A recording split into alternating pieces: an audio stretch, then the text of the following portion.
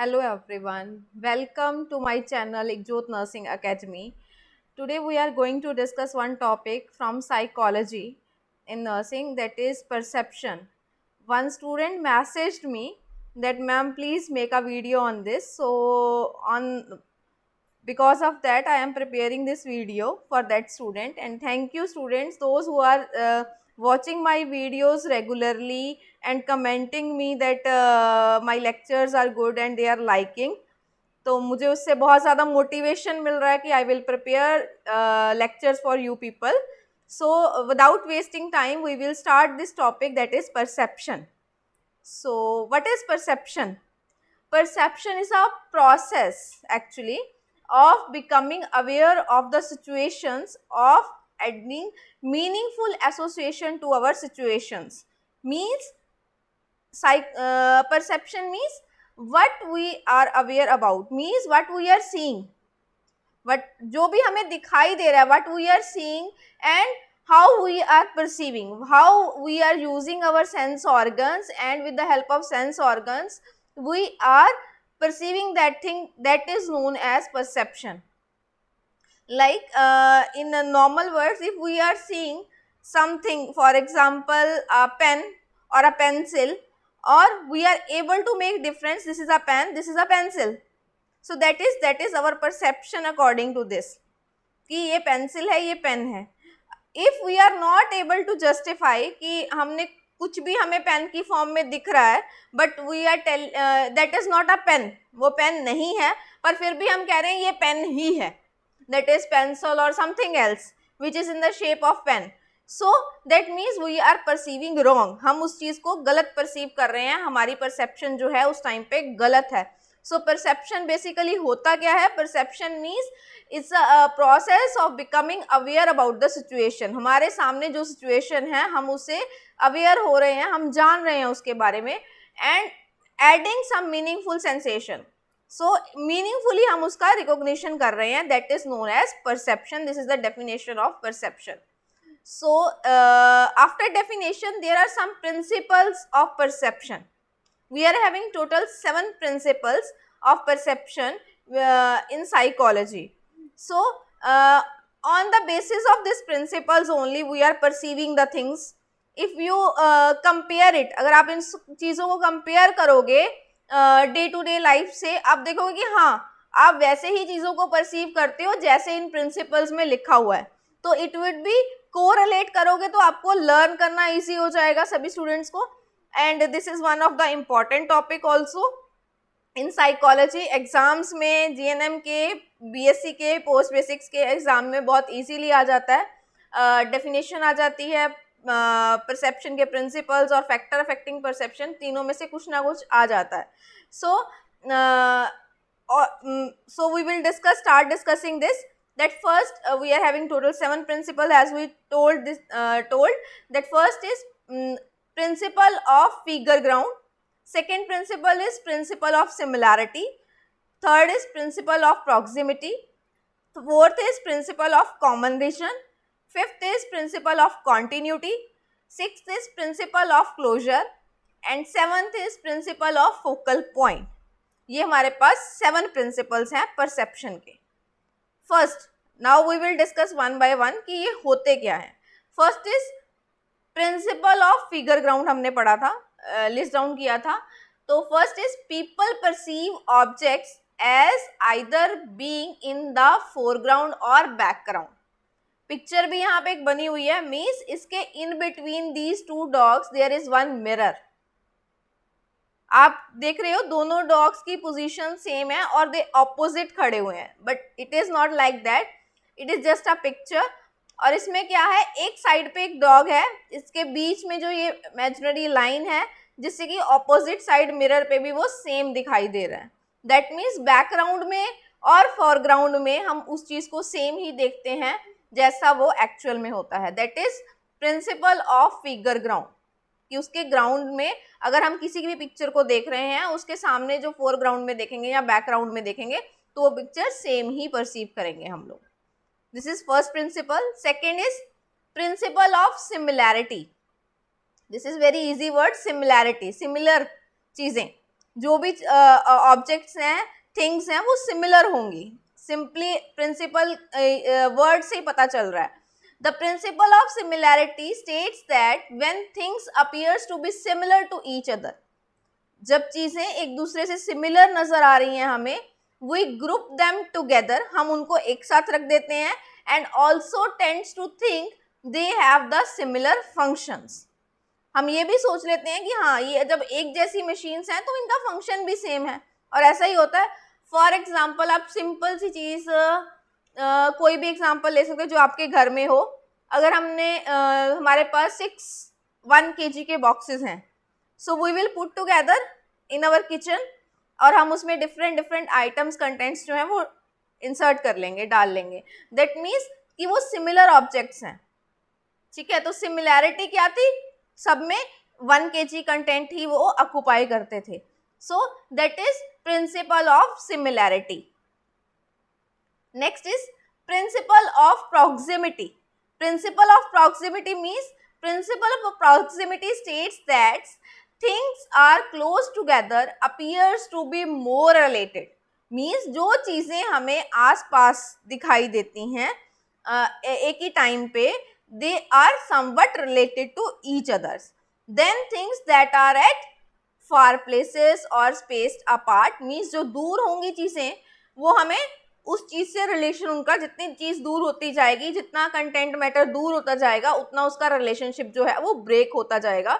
जितने जो थिंग्स है वो क्लोज होंगी, उनके अंदर कोई ना कोई रिलेशन होगा। For example, we put always lunch box and water bottle at the same place. क्यों? दोनों का रिलेशन है कुछ। क्यों? जब हम खाना खाएंगे तो हमें प्यास भी लगेगी, हमें पानी भी पीना है। सो that is principle of proximity means things जो क्लोजर हैं उनके अंदर कोई ना कोई रिलेशनशिप होता है, तभी हम उन चीजों को क्लोज रखते हैं, पास में रखते हैं। Next is principle of common region. Common region means it states that when objects are located within the same closed region, एक पर्टिकुलर एरिया में अगर कुछ चीजें हमें दिख रही हैं, ग्रुप्ड टुगेदर हैं, लोकेटेड हैं, we perceive them as a being grouped together, कि वो एक जैसी हैं, वो एक ग्रुप है। For example, students, when we see the students of any school in school uniform, और एक पूरा हमने 10, 15 और 20 कितना भी नंबर हमने देखा, तो हम परसीव कर लेते हैं वो यूनिफॉर्म में है, तो वो एक ग्रुप है, किसी स्कूल का ग्रुप है। तो that we are perceiving them as a group. हम ये तो नहीं कहते वो बच्चे जा रहे हैं, हम ये कहते हैं वो किसी स्कूल के बच्चे जा रहे हैं। So that will be recognised as एक पर्टिकुलर ग्रुप की तरह हम उनको रिकॉग्नाइज करते हैं। Next is principle of continuity. Principle of continuity means that states that are arranged in one line. Continuity means किसी एक लाइन में होंगे, कॉन्टिन्यूएशन होगा कुछ, कर्व हो सकती है, they are perceive to be more related than elements not in line और कर्व। किसी भी लाइन में या कर्व में अगर कुछ नहीं है, कॉन्टिन्यूटी नहीं है किसी चीज की, तो हम उसको कहेंगे कि हाँ, ये कॉन्टिन्यूएशन नहीं है। कॉन्टिन्यूएशन कुछ भी हो सकता है। आप कोई भी लाइन ड्रॉ कर रहे हो, आप उसको कॉन्टिन्यूएशन में ड्रॉ करते हो। अगर आप कोई पिक्चर बनाना चाह रहे हो, आप उसका जो स्केल है वो आप एक कॉन्टिन्यूएशन रखते हो। जब वहाँ आप कॉन्टिन्यूएशन बंद कर देते हो, वहाँ आप अपनी पिक्चर क्लोज कर देते हो। That is principle of continuity, की कॉन्टिन्यूटी मेंटेन्ड है। Next is principle of closure. Closure means the principle of closure states that when we look at a complex arrangements of visual elements, जब हम किसी भी चीज़ों का कॉम्प्लेक्स अरेंजमेंट देखते हैं, विजुअल करते हैं, we tends to look for a single recognisable pattern. बहुत सारा अरेंजमेंट अब हमारे पास। फॉर एग्जाम्पल, आप मार्केट जाते हो, आप वेजिटेबल मार्केट में गए तो आपको बहुत सारी वेजिटेबल्स नजर आती हैं, वहाँ पे आप बहुत कुछ देखते हो, बट आपका फोकस पॉइंट कहाँ, आप क्लोज किस पे ऊपर करते हो, फोकस किस पे करते हो, कॉम्प्लेक्स उसमें से जिस चीज़ को आपको लेना होता है, जिसको आपको बाय करना होता है, जिस वेजिटेबल को आपको चूज करना होता है, तो वो आपका एक सिंगल ट्रेंड रहता है कि आप उसको रिकॉग्नाइज करते हो कि अच्छा हाँ, वो वहाँ पे है, मैं वहाँ पे जाके बाय करता हूँ। That is principle of closure. Next is principle of focal point, that is focal point principle states that whatever stand out visually will capture and hold the viewer's attention first. Focal point वो होता है जो अपने आप, जो भी viewer है, जो भी उसको देख रहा है, उसका अटेंशन अपने आप अपनी तरफ ले ले. For example anything which is happen on road side. हम रोड पे जा रहे होते हैं तो हम अपना, ये तो नहीं है कि हम हर एक चीज को नोटिस कर रहे होते हैं, नहीं, ऐसा नहीं होता, बट कुछ सर्टन पॉइंट्स होंगे जिनको हम नोटिस करते हैं, फोकल पॉइंट्स होते हैं. या तो कहीं पे कोई प्रॉब्लम हो गई है, या कोई पर्टिकुलर क्राउड है एक तरह का, या कोई लाउड वॉइस आ रही है, दैट मीन्स व्यूअर्स का अटेंशन उसकी तरफ जा रहा है, that is attention at a focal point. जो भी चीज वहां पे हैपन हो रही है उसके ऊपर व्यूअर्स का अटेंशन जा रहा है, that is principle of focal point. This is all about the principles of perception. Now we are moving to the next subheading, that is factors of affecting perception. Means कौन से factors हैं अब जो perception, हमारी जो perceiving power है उसको affect करते हैं, वो कौन से हैं? First is perceptual learning.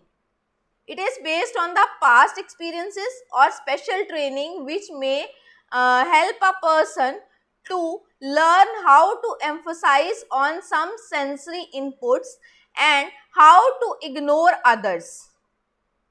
Means हमारे खुद के पास्ट एक्सपीरियंस से हम लर्न कर रहे हैं, और कुछ स्पेशल ट्रेनिंग से, ये कुछ स्पेशल ट्रेनिंग्स हैं वो पर्सन को हेल्प करती हैं लर्न करने में कि हमें एम्फोसाइज किस चीज़ पे करना है, सम सेंसरी आउटपुट्स पे, और अदर्स को हमें इग्नोर करना है. आपको बहुत सारी वॉइस सुनती हैं रोड साइड पे, और बट हमें पता होता है कि हमें किस चीज़ को क्या इंपॉर्टेंस देनी है. That is for example blind people identify the people bye their voice. तो वो उस टाइम पे हमारा अपना सेंसेशन जो है वो कौन सा यूज करते हैं? वॉइस से वो आइडेंटिफाई करते हैं कि हाँ उनके आसपास कौन है, किसकी वॉइस आ रही है. सो दैट मीन्स कि उनको स्पेशल ट्रेनिंग मिलती है और वो स्पेशल सेंस यूज करते हैं, और पास्ट एक्सपीरियंस भी वो जैसे स्टार्टिंग ऑनवर्ड से वो उसी चीज़ को एक्सपीरियंस कर रहे होते हैं. दोनों चीज़ें कॉन्टिन्यूएशन हो गई. मीन्स सेंसरी आउटपुट जो हमें मिलते हैं विद अवर सेंस ऑर्गन्स, जो भी हमें सेंसरी आउटपुट्स मिलते हैं हम उसके ऊपर वर्क करते हैं, उस इनपुट को इग्नोर नहीं करते हैं. तो हमें देखना होता है कि हमें कौन सा इनपुट लेना है और किसको इग्नोर कर देना है. सेंसरी इनपुट्स हमारे पास बहुत सारे आते हैं टाइम टू टाइम. अगर आप डेली लाइफ को थोड़ा सा इसको सोच के चलोगे तो आपके पास बहुत सारी एग्जांपल्स आ जाएंगी.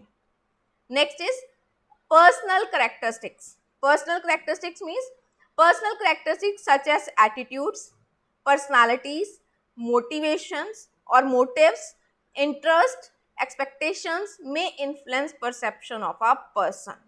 मीन्स हमारा पर्सन का खुद का एटीट्यूड कैसा है, वो चीज़ों को कैसे एक्सेप्ट करना चाहता है, उसकी खुद की पर्सनालिटी कैसी है, उसका क्या मोटिव है, उसका क्या इंटरेस्ट है, क्या एक्सपेक्टेशंस है उसकी अपने से. तो ये सब चीज़ें इन्फ्लुएंस करेंगी परसेप्शन को. फॉर एग्जाम्पल मैं नर्सिंग ट्यूटर हूँ, मुझे नर्सिंग के सब्जेक्ट्स और I am specialised in psychiatric nursing. So मेरा जो इंटरेस्ट है वो साइकेट्रिक साइकोलॉजी में सबसे ज़्यादा है. फॉर एग्जाम्पल मेरी एक्सपेक्टेशन भी उसी में है, मेरा मोटिवेशन भी वही है, मेरा इंटरेस्ट भी उसी में है. अगर मुझे फॉर एग्जाम्पल अभी के अभी कह दिया जाए नहीं, you have to learn something which is related to maths and teach to the students, तो वो पॉसिबल नहीं है, वो हो नहीं पाएगा. तो ये सब चीज़ें हमारी इफ़ेक्ट करती हैं. अब आप स्टूडेंट हो, this is about teachers example. अब आप स्टूडेंट हो, आप लोग नर्सिंग चूज़ किया आपने, तो आपका इंटरेस्ट होगा कि आपका एटीट्यूड जो है वो नर्सिंग के लिए कैसा है, आपकी पर्सनैलिटी कैसी है, आप कैसे मोटिव हो, आपका मोटिव क्या है, आपको नर्सिंग का एग्ज़ाम क्लियर करना है because you choose your nursing course, आपको उसमें डिग्री डिप्लोमा कुछ तो होल्ड करना है to make your career in life. So आप उसी अकॉर्डिंग अपनी चीज़ों को परसीव करोगे, अगर आप उनको इम्पोर्टेंस दोगे. अब आप इन लेक्चर्स को सुनोगे, पढ़ोगे, समझोगे. अब आपको मैथ्स के लेक्चर्स की कोई ज़रूरत नहीं है, आपका कोई फाइनल एग्जाम नहीं होने वाला उससे रिलेटेड, तो आप क्यों सुनोगे, आप क्यों उसके ऊपर अपनी एनर्जी वेस्ट करोगे. दैट इज पर्सनल कैरेक्टरिस्टिक्स, जिसको जो ज़रूरत है जिस कंटेंट मटेरियल की हम उसके ऊपर फोकस करते हैं, उसके ऊपर हम लोग उसको परसीव करते हैं, इन्फ्लुएंस होता है उसका परसेप्शन के ऊपर। Next is mindset. Mindset is also somewhat similar कि it refers to the preparedness और the readiness to receive some sensory output which may influence perceptual process. अगर हमारा माइंड रेडी ही नहीं है कुछ रिसीव करने के लिए, अगर आप रेडी ही नहीं हो, फॉर एग्जाम्पल आप क्लासरूम में बैठे हो, आप रेडी ही नहीं हो क्लास सुनने के लिए, टीचर पढ़ाए जा रहा है, बोले जा रहा है, बट आपको कुछ समझ नहीं आएगा। अगर आप कॉन्शियसली बैठे हो, हाँ आज का जो ये टॉपिक है परसेप्शन है, मुझे समझना, मैम समझा रही हैं, तो आपको जो सेंसरी आउटपुट मिलेगा, सेंसेस यूज कर रहे हो, हियरिंग पावर यूज कर रहे हो लेक्चर को समझने के लिए, तो आपका अगर वहां इंटरेस्ट है और आपका माइंड सेट है कि मुझे समझना है, तो आप ऑटोमेटिकली उसको परसीव करोगे, that influence your perception. Next is situational factors. Situational factors means it includes factors like the time of perceiving things, others, work setting, social setting, which they may also influence the perceptual process.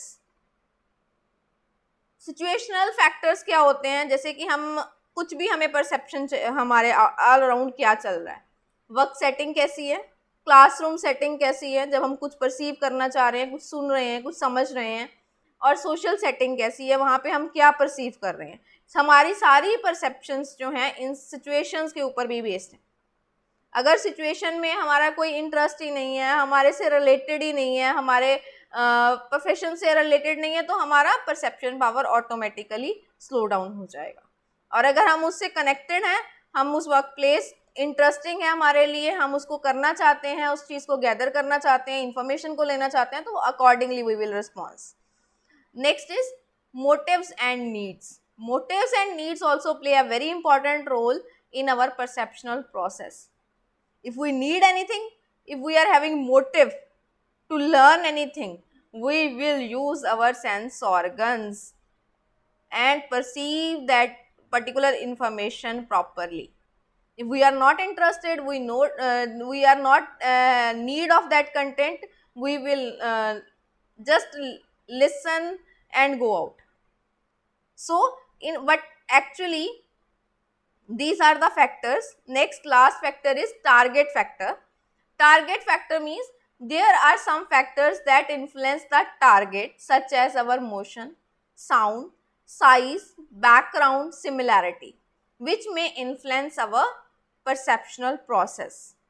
These are the factors which may influence, like motion. If you are in a walking, how you will perceive 100%? You are covering the area by randomly. So sound, how is the quality of sound when you are want to capture or perceive something? Size of your thing or element. Next, similarity. Similarities also should be there. If these are the things are available, you will perceive accordingly the content material. So this is all about perceptions. The main topics in GNM, BSc and Post Basics and questions which are coming from this topic, that is definition of perception, what we covered today. Definition, factor affecting perception and principles. And what is perception we covered, that is perception means how we are perceiving the things. In the simple language, it is the definition, the way of perceiving the things by using our sense organs simply. So if you are understanding this concept, you can able to understand this whole perception topic very easily. It is very easy topic. Thank you so much all for listening. If you are having any doubts, you can message me anytime. I will try to help you people. And thank you so much to everyone for liking and sharing my videos. Thank you so much.